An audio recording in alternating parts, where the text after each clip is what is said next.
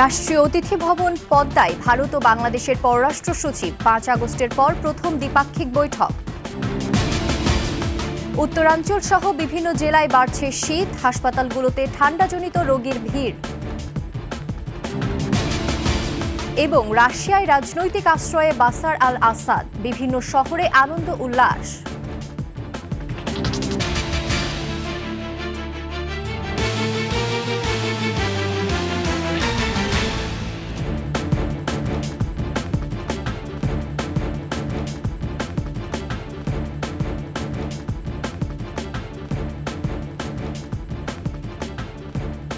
শুনছিলেন সংবাদ শিরোনাম, আমন্ত্রণ 21 সংবাদে। সাথে আছি আমি ফারজানা নির্জনা।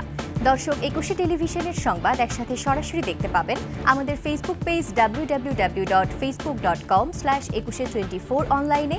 এছাড়া সাবস্ক্রাইব করতে পারেন www.youtube.com/@21etv চ্যানেলে। রাষ্ট্রীয় ভবন পদ্মায় বৈঠকে বসেছেন ভারতের পররাষ্ট্র সচিব বিক্রম মিশ্রি ও বাংলাদেশের পররাষ্ট্র সচিব জসিম উদ্দিন। এর আগে সকালের ভারতীয় বিমান বাহিনীর একটি বিশেষ ফ্লাইটে ঢাকায় অবতরণ করেন বিক্রম মিশ্রি। শেখ হাসিনার নেতৃত্বাধীন আওয়ামী লীগ সরকারের পতনের পর এটি ঢাকায় বাংলাদেশ ও ভারতের মধ্যে উচ্চ পর্যায়ের প্রথম বৈঠক। বৈঠক শেষে ভারতের পররাষ্ট্র সচিব যোগ দেবেন মধ্যাহ্নভোজে। এরপর তিনি পররাষ্ট্র উপদেষ্টা তৌহিদ হোসেন এবং প্রধান উপদেষ্টা ডক্টর মোহাম্মদ ইউনূসের সঙ্গে সৌজন্য সাক্ষাৎ করার কথা রয়েছে। আজ রাতেই দিল্লি ফিরে যাবেন বিক্রম মিশ্রি।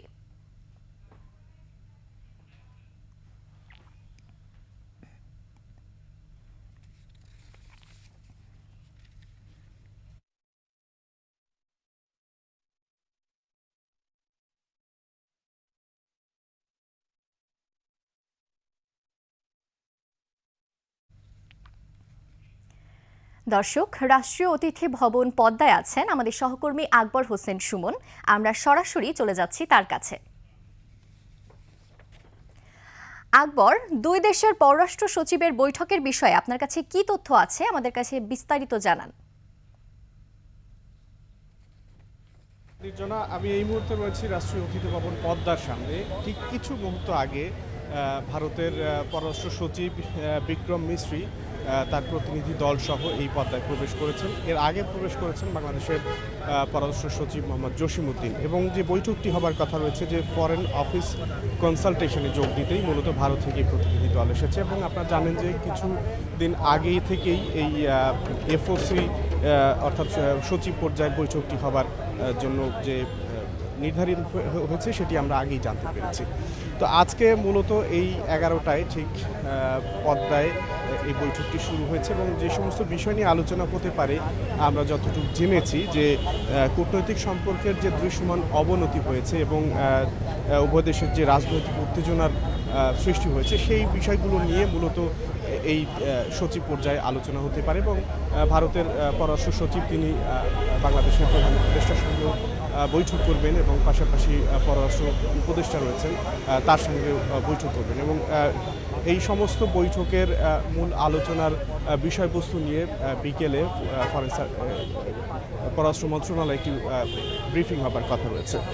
তো ইতিমধ্যে যে বিষয়গুলো নিয়ে অর্থাৎ কিনা এই বৈঠককে কেন্দ্র করে যে প্রশ্নগুলো তৈরি হয়েছে, যে আসলে কী ধরনের আলোচনা হতে পারে বা কেনই বা এই আলোচনা বা এই বৈঠকটি হতে যাচ্ছে। তো সেক্ষেত্রে আপনারা জানেন যে গত 5 আগস্ট সরকার পতনের পরে যে নতুন সরকার গঠন হয়েছে এবং সেই সরকারের কে বাস্তবতা মেনে নেওয়ার জন্যও অনেক রকমের বৈরী পরিবেশ তৈরি হয়েছে।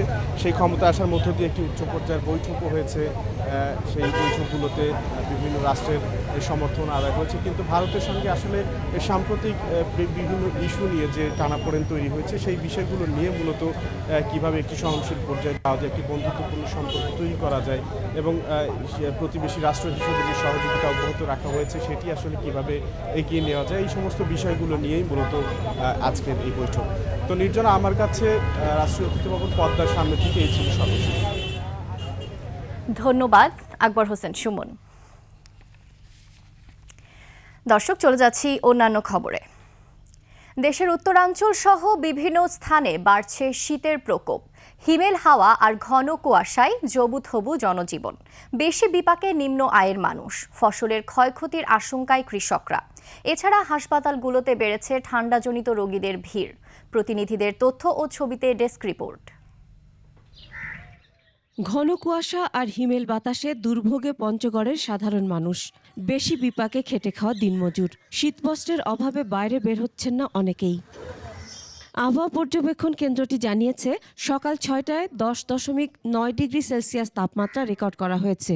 এদিকে শীতের কারণে শহর ও হাটবাজারের লোকজনের উপস্থিতি কম। প্রয়োজনীয় যাত্রী না পেয়ে বিপাকে রিকশা ও ব্যাটারি চালিত অটো চালকরা। পঞ্চগড় সদর হাসপাতালের বহির্বিভাগে ঠান্ডাজনিত রোগে আক্রান্তদের ভিড়। আমরা স্কুল কলেজে যাচ্ছি, তবু অনেক কুয়াশা, চারিদিকে কিছু দেখা যাচ্ছে না, সামনে রাস্তা আর প্রচন্ড ঠান্ডা। সারা রাত বৃষ্টির মতো কুয়াশা পড়তেছে, আমরা বয়স্ক মানুষগুলো বাইর হইতে পারতেছি না। কাজ কাম করতে খুব কষ্ট, হাতে ঠান্ডা লাগতেছে, কাজ করতে পারি না। রংপুরে ঠান্ডা বাতাসের সাথে ঘন কুয়াশায় জবুথবু জনজীবন। ক্ষতি হচ্ছে ফসলের। এদিকে শীতের তীব্রতা বৃদ্ধি পাওয়ার সাথে সাথে নিউমোনিয়া, কোল্ড ডায়রিয়া, শ্বাসকষ্ট সহ বিভিন্ন রোগবালাই বৃদ্ধি পেয়েছে। ভাইরাস, জ্বর আর নিউমোনিয়ায় আক্রান্ত হচ্ছে শিশুরা। কাল থেকে এটা মোটামুটি খুব ভালো শীত লাগতেছে, কুয়াশা, শীত।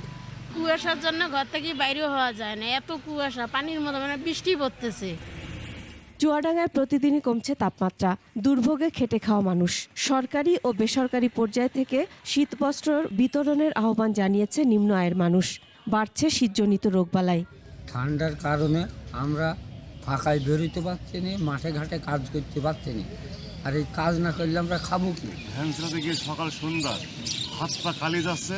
খুবই ঠান্ডা, এই ঠান্ডার জন্য রিক্সা চালানো যাচ্ছে না। হাত পা সব ফুলিয়ে যাচ্ছে, ঠান্ডাতে সব ঝড় হয়ে যাচ্ছে। এদিকে ক্রেতার সমাগম বেড়েছে শীতের পিঠাপুলির দোকানগুলোতে।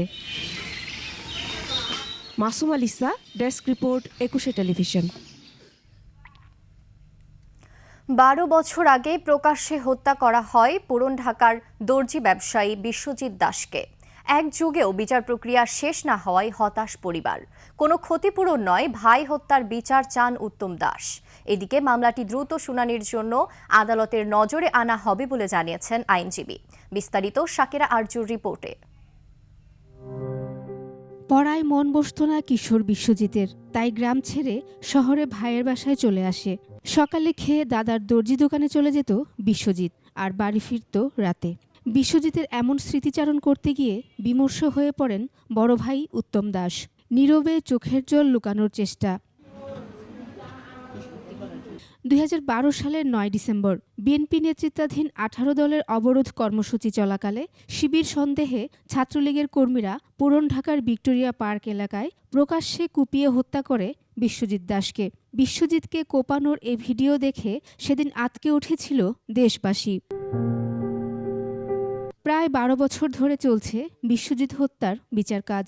চূড়ান্ত রায় না পেয়ে হতাশ তার পরিবার, তাই মামলার খোঁজ খবর নেয়ারও আগ্রহ নেই ভাই উত্তমের। কোনো বিচারই তো পাইনি। বিচার কি? এই জজ কোর্টে রায়, হাইকোর্টে যে মুক্তি পায়, ভাই তো আর পাবো না, কিন্তু অন্তত বিচারটা হইলে অন্তত আমাদের মনের দিক দিয়ে অন্তত একটু শান্তি পাইতাম যে না, আমার ভাইয়ের বিচারটা পাইছি। ক্ষতিপূরণ কখনোই না, এটা আমাদের, আমরা যেভাবে আছি ডাইল ভাত খাইয়া বাইচা থাকলেই আমরা অল্পতেই খুশি। উত্তম জানান, তার বাবা মায়ের একটাই ইচ্ছে, মৃত্যুর আগে যেন ছেলে হত্যার বিচার দেখে যেতে পারেন। বাবা এখন বেশিরভাগই অসুস্থ থাকে, অন্তত মরার আগে যদি আমি আমার ছেলের অন্তত একটা ভালো একটা রায় যায় বাদাম বা কার্যকর হইতো বা এই তো একটা মানে খুশি করার মনের দিক থেকে যতটুকু দরকার আর কি, যে না ছেলে হারাইছে, অন্তত বিচারটা পাইছে এই দেশে। আসামি পক্ষের আইনজীবী বলছেন, মামলাটি দ্রুত শুনানির জন্য আদালতের নজরে আনা হবে।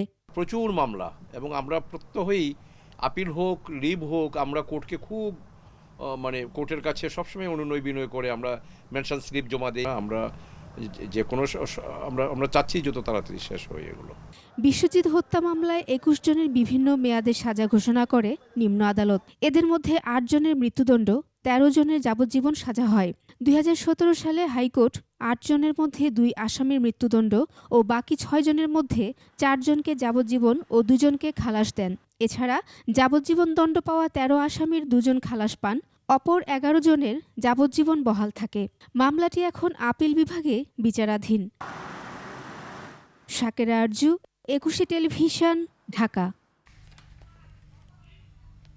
বিদ্রোহীদের আক্রমণের মুখে ক্ষমতা হারানো সিরিয়ার প্রেসিডেন্ট বাশার আল আসাদ ও তার পরিবারকে রাজনৈতিক আশ্রয় দিয়েছে রাশিয়া। এদিকে আসাদ সরকারের পতনের পর সিরিয়ার বিভিন্ন শহরে চলছে আনন্দ উল্লাস, সঙ্গে লুটপাট ও ভাঙচুরও হয়েছে আসাদের প্রাসাদ এবং ইরান দূতাবাসে। এদিকে রাসায়নিক অস্ত্রের গুদামে হামলাসহ গোলান মালভূমির সিরিয়ার সীমান্তে সেনা উপস্থিতি বাড়িয়েছে ইসরায়েল। দুলি মল্লিকের ডেস্ক রিপোর্ট। সিরিয়ায় আসাদ যুগের অবসানে রাজপথে উল্লাস। বিদ্রোহী গোষ্ঠীর আক্রমণের মুখে প্রেসিডেন্ট বাশার আল আসাদ পরিবারসহ পালিয়ে গেছেন এমন খবরের পরেই রাজধানী দামেস্কের রাজপথে নেমে আসে উল্লাসে মাতে সিরিয়াবাসী। এ সময় দলে দলে মানুষ আসাদের ৬তলা প্রাসাদে ঢুকে প্রায় সবকিছুই লুট করে নিয়ে যায়, তছনছ করে দেয় গোটা ভবন। শুধু সিরিয়া নয়, বিশ্বের বিভিন্ন দেশেও উল্লাসে মাতে সিরিয়ার নাগরিকরা। অনেকেই আবার দেশে ফিরে যাওয়ার স্বপ্ন দেখছেন। এদিকে ক্ষমতাচ্যুত হওয়ার পর পালিয়ে মস্কোয় আশ্রয় নেন বাশার আল আসাদ ও তার পরিবার। ক্রেমলিন জানায়, মানবিক দিক বিবেচনা করে আসাদ ও তার পরিবারকে আশ্রয় দিয়েছে রাশিয়া। অন্যদিকে আসাদ সরকারের পতনের পর পাল্টে যাচ্ছে মধ্যপ্রাচ্যের রাজনৈতিক ও সামরিক পরিস্থিতি। ৫০ বছর পর সিরিয়ার গোলান মালভূমিতে প্রবেশ করেছে ইসরায়েলি বাহিনী। দামেস্কের কাছে রাসায়নিক অস্ত্রের গুদাম ও সামরিক স্থাপনায়ও বিমান হামলা চালায় নেতানিয়াহু বাহিনী। তৎপর যুক্তরাষ্ট্র। জঙ্গি গোষ্ঠী আইএস দমনে অন্তত ৭৫টি স্থানে বিমান হামলা চালায় তারা। দুলি মল্লিক, ডেস্ক রিপোর্ট, ২১ টেলিভিশন। দর্শক, নিচ্ছে একটি সংবাদ বিরতি। যখন ফিরছি তখন অন্যান্য সংবাদের সঙ্গে আরও থাকবে। ইউক্রেনে আগ্রাসন শুরুর পর ৪৩,০০০ সেনা নিহত, বললেন জেলেনস্কি। শেষ করছি ২১ সংবাদ। যাবার আগে সংবাদ শিরোনামগুলো আরও একবার। রাষ্ট্রীয় অতিথি ভবন পদ্মায় ভারত ও বাংলাদেশের পররাষ্ট্র সচিব, ৫ আগস্টের পর প্রথম দ্বিপাক্ষিক বৈঠক। উত্তরাঞ্চল সহ বিভিন্ন জেলায় বাড়ছে শীত, হাসপাতালগুলোতে ঠান্ডাজনিত রোগীর ভিড়। এবং রাশিয়ায় রাজনৈতিক আশ্রয়ে বাশার আল আসাদ, সিরিয়ার বিভিন্ন শহরে আনন্দ উল্লাস।